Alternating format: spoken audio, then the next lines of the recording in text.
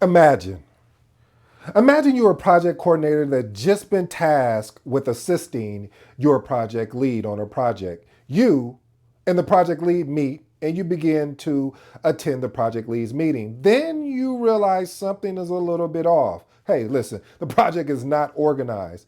There's a certain expectation because the project has been in progress for the last 2 months and you're being tasked with the responsibility of just taking meeting minutes, scheduling meetings, as well as following up on action items. But your project lead does not have that real world project management experience, and you can tell. So, what now? What documents are important for you to even assist in helping the project lead this project? Should you give up? No.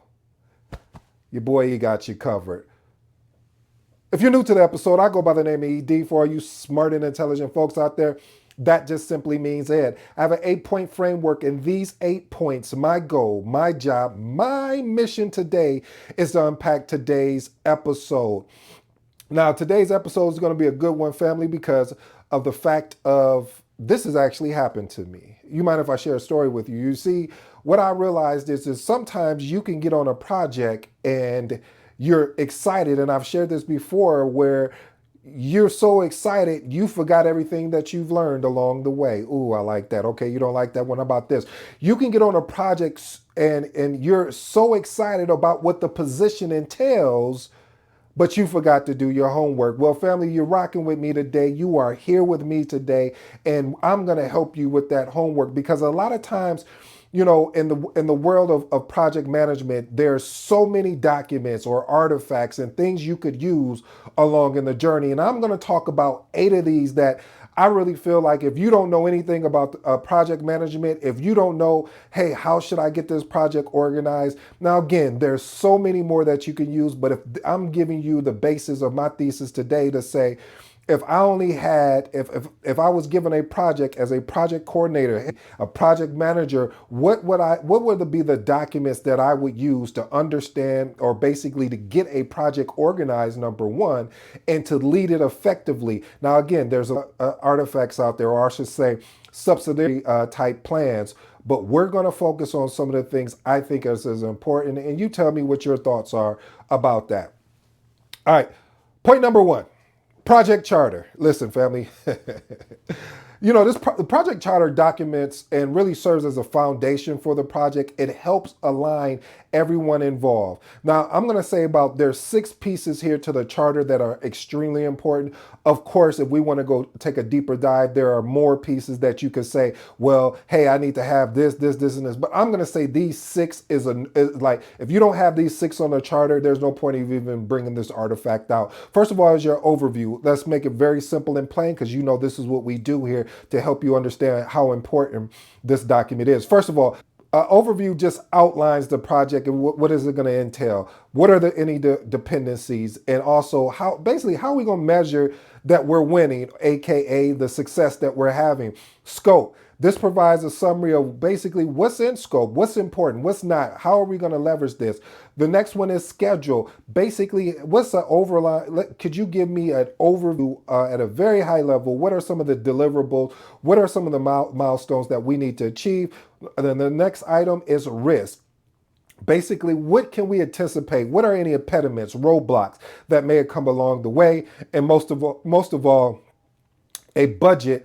We need to know how much do we have to work with, whether that's a budget, just entire budget, because sometimes as project managers, we can get caught up on like, oh, is this just for resources? No, no, no, no. We may have to pay vendors. We may have to get equipment. So things of that nature. And then the final and one of the most, I say this is the foundation. I don't care what anyone says, but it's stakes, making a list of key stakeholders and not just making a list of them. What is their title? How are they going to help us? Do we have any contact information on them? So again, family, I would recommend creating a project charter with these items. Again, overview, scope, schedule, risk, budget, and stakeholders. And I do want to be clear, crystal clear.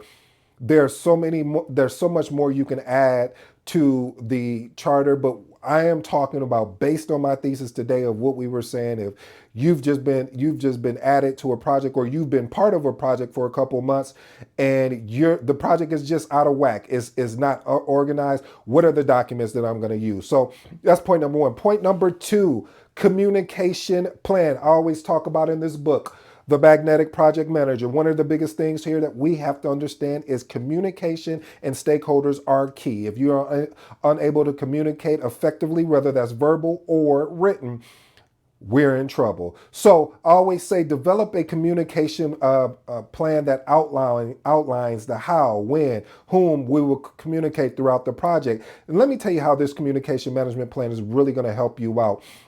Let's say you've documented, hey, okay, we're going to meet with the executives every Friday. We're going to meet with the deliverable teams every, Tuesday, Wednesday, on Tuesday, where I'm going to meet with the PMO team.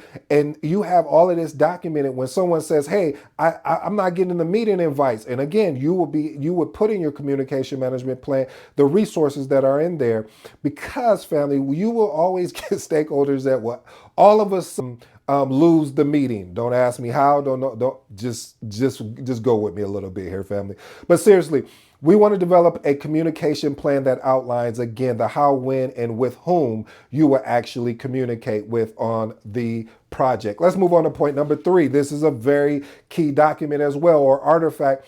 Risk register. Listen, risk register. All this does is identify and document potential risks that could impact the project. Here's an actionable item for you. You want to be able to assess their likelihood, their potential impact, and you want to develop, mitigation strategies. Most of all, this is a proactive approach to help you manage risk effectively and efficiently. Point number four, this document or template may shock you that I have this in my top 8 here. Create a status report. If I don't have a status report, how am I going to know the achievements that we've been making week over week? How am I going to know where we're at in the project? How am I going to know what is actually going on? So here we go. Create a template for regular status report that includes, watch this family, project updates, issues, any issues that you documented from your issue log, your risk, any risk that you've documented from your risk register, and basically next steps. I would also have milestones in there. I would have the project manager's name, a synopsis of the scope, meaning what are we looking to achieve here? And I actually did a full walkthrough of a status. It was more of an executive status report that I know some of you guys are like, hey, we wanted a copy of that. I appreciate that. Still working on the portal for you guys, so you'll be able to get access to that, because my goal is when I put these templates together, I want to make sure that this content is so valuable that you should be able to go back and reference if I'm sharing a PowerPoint presentation, to go back and reference that video with the PowerPoint that you'll be able to download for free. But I'm working through that, family, so be patient with me. Point number 5, issue log. Listen, we all know where only way it hits the issue log is whether it's already been on your risk register, or sometimes it can skip the risk register and go straight to an issue log. And so this really helps you track and manage issues effectively, maintaining a log of all your issues that arise during the actual project, including, watch this family, because see, we talk about the issue log so much, or the risk register, but one of the key things we don't really talk about is when we get a resolution to that issue, are we marking down, or should I say documenting the resolution? We have to do that, family. All right, let me move on to point number 6. Project repository. Listen, if we don't have a centralized location, come a roadblock. We be a person or individual that is holding up other deliverables. So I always recommend, whether that's a SharePoint, whether that's a team site, whether that's Asana, you name it. Basically you want a repository so you can ensure that everyone has access to the latest information. And that way you can have them go fishing instead of you and them counting on you like, hey, where we at on the schedule? The schedule should be always updated. First of all, the schedule should have been baseline. So you shouldn't even, unless there was a change and you had to go through change requests, The schedule is what the schedule is what it is. So anyway, I digress. You'll get me talking about a whole nother thing. But here's the actionable. Establish a central repository for all, I do mean all, project documents, including your plans, reports, your deliverables. Again, so there's a central location where everyone can go and find out where this project is. So if whether you have your status report in one folder, you have your schedule in another one, your issue log, etc. Let's move on to point number 7.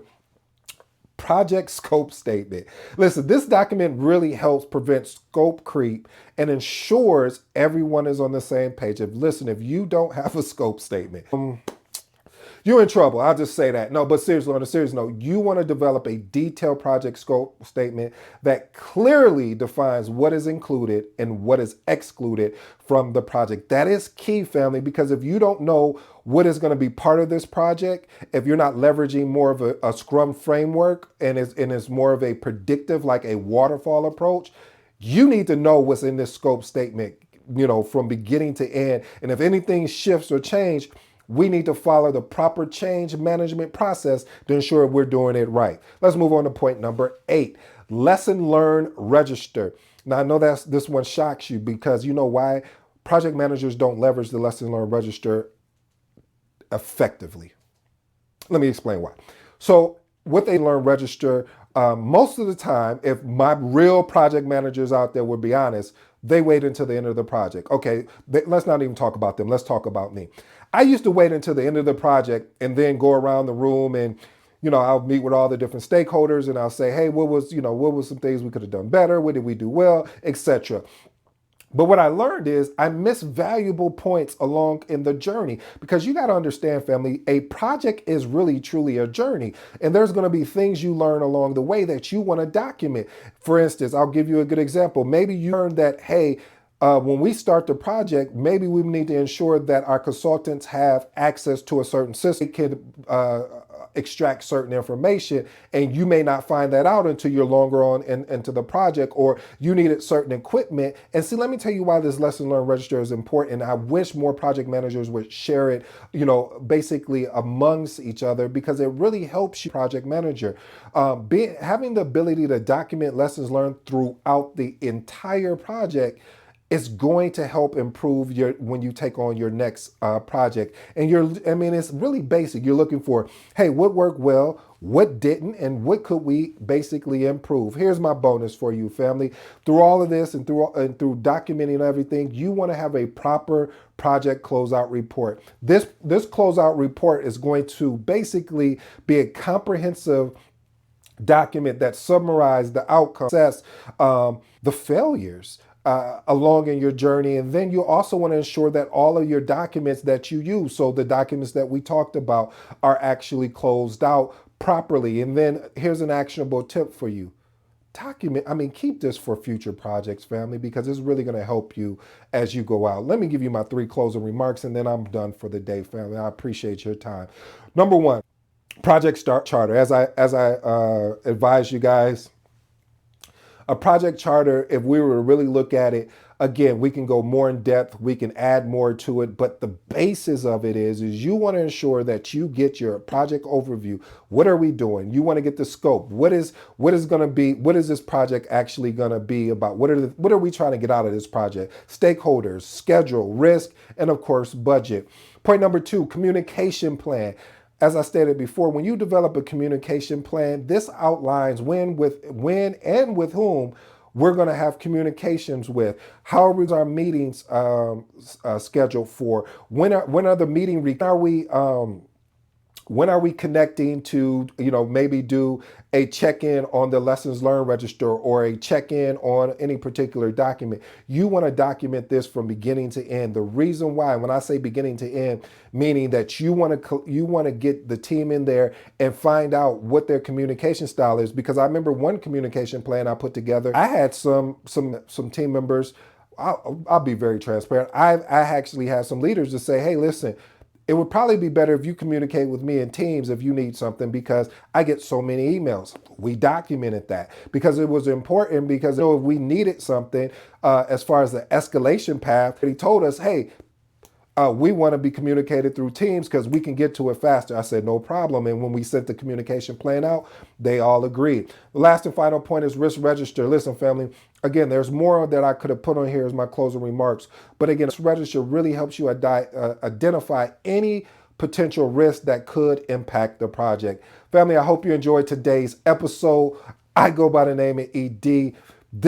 I think this is one of those episodes, family, that I really truly believe you're going to have to listen to over and over again, because you may get put in this position where you're a project manager or you're a project coordinator and you're leading a project that is very unorganized, or you got the project handed over to you that was very unorganized, and they're looking to you like, hey, how can we get this project organized? What documents?